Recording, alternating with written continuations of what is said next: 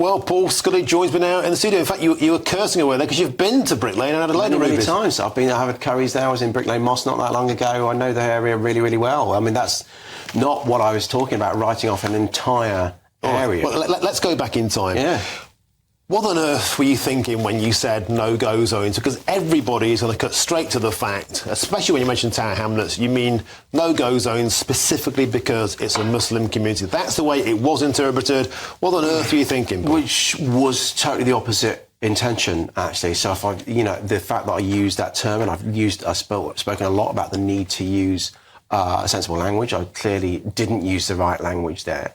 And why is that? Because actually it's a distraction from the direct opposite what I was trying to say, which is basically there are areas around every city in the country, frankly, which people are worried about going to, whether it's often based around gangs or a handful of idiots, frankly, that are threatening or intimidating or whatever like that. And what that does, if you have an Islamic gang, for example, as you had a few years ago in Tower Hamlets, hence the reference about the so-called Muslim patrols a few years ago, some of the headlines around that basically meant that people were then writing off entire communities, entire areas, which, as we've heard, is not the case. So I was trying to make the point that we can't have reasonable discourse because we're giving vacuum to be filled by populists. But the no-go, you mentioned populists, no-go zones. Donald Trump said parts of London were no-go zones in 2015, and then Mayor Boris Johnson said that was ill-informed and utter nonsense. And that no-go zone phrase, in particular to Muslim areas, it is specifically Which is why, and that's why I've apologised for the use of that phrase, because as I say, it was inappropriate. It was done off the top of my head, 7:05 in the morning. I shouldn't have done it. And what it's done is meant to distraction. No go for who? Well, so who can't go there? So what I should have said,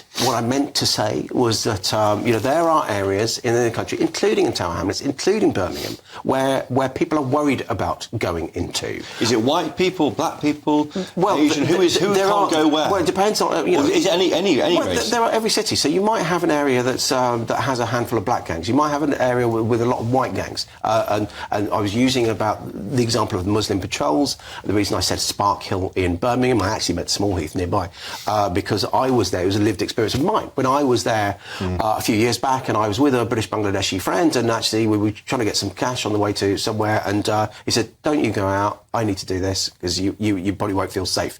And that's just that experience that then has tainted my view of an area. So I've just been just as guilty in allowing that gap to be filled. And we need moderate discussion of this. So the fact that we're 24 hours later talking about one word rather than the substantive debate that we need to have shows the choice of language is important. But isn't that another landmine you walked onto? Because you were put out there to in effect, jump on the grenade of what Lee Anderson had said.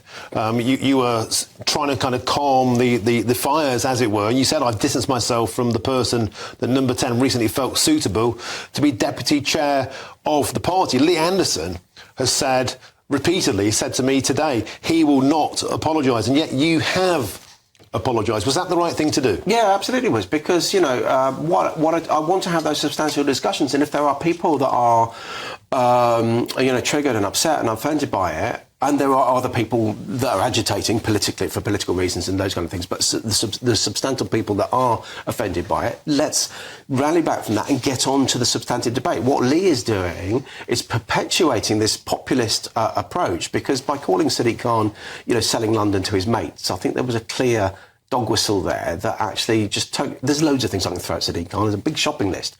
Having mates that are Islamists and selling London to them or giving London over to them isn't one of them. I don't think. Well, we were both here when we interviewed Lee, and when he said his mates, I think it's been taken to mean the Islamists. In actual fact, we were talking about the protests, about the Metropolitan Police not policing it adequately. That was a conversation about London having lost control. That's a substantive debate that we need to have. It went off on a tangent, and now you and Lee Anderson seem to be at odds and sort of slagging each other off. Is that a dignified thing to do? Probably not, because actually you're right about the enforcement and the policing of these protests. These are exactly the kind of conversation we should be having. The fact is that you have Jewish communities that feel really unsafe walking around these protests in parts of town. You have Muslim communities that are obviously worried about this rhetoric and anti-Muslim incidents are on the increase as well. And there's a whole load of people in the middle scratching their head, thinking, what on earth is going on with this?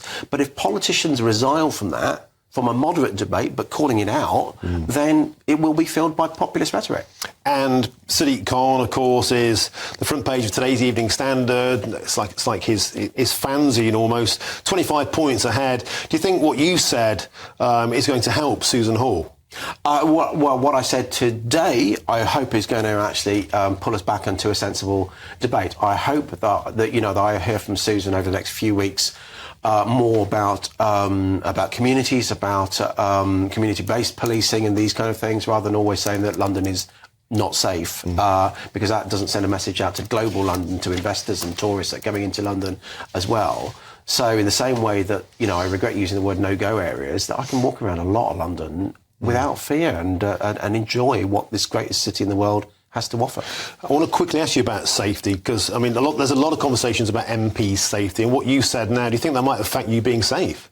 I don't know is the answer. I remember a few years ago, when, bearing in mind I've had 2 colleagues murdered on the streets in their constituencies. A few years ago, when my partner, who I live with, so her house, who was worried about having all this intrusive security put in, it was when she saw me Googling stab vests that she said, actually, we need to do this. So I've always been careful, but I won't step back from my duties about being out there visible for my constituents. Well, thank you for coming in. And do you regret getting involved in this conversation? Well, actually, no, it's a really good point, because actually, I said I regret my choice of words, but actually the bigger regret actually is getting involved, because I'm another moderate voice that gets lost, and my heart, though, tells me otherwise. I need to stay involved. OK, Paul Scully, thank you for coming in, and thank you for being honest, and thank you for facing the music. Thanks for your time. Appreciate it.